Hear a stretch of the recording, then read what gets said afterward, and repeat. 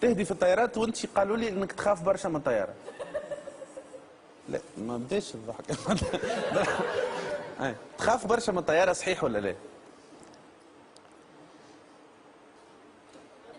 لا بالحق بالحق اسمع واحكي انت خير من نحكي انا.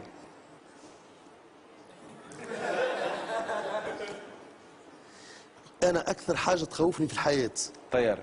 الطياره. تعرفش علاش؟ لانه اولا تصور انا تو هذا الكرسي نتاع الطياره، الساعه اول مره نسافر في الطياره وجهي اخضر عملك. والله ناس تتحرك وناس تمشي وناس تجي وكذا وانا عامل هكا كيفش.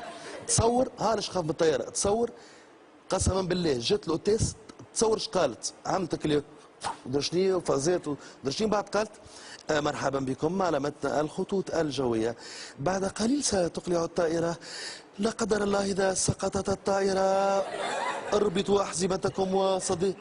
انا اربطوا يا معلم، وعلاش تقولي لي فيها؟ وعلاش تقولي لي فيها؟ ليه بالحق كارثه على الاخر.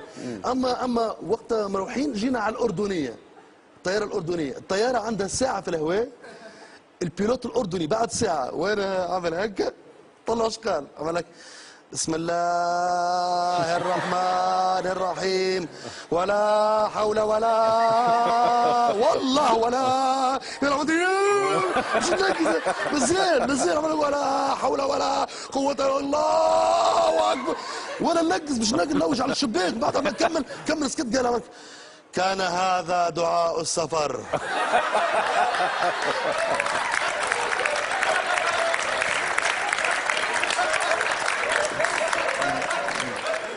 دعاء السفر هو انا ليه انا ما موافق على الاخر. دعاء السفر باهي على الاخر، اما اعلمني من الاول قول لي دعاء السفر ندعي معاك ونحتحت.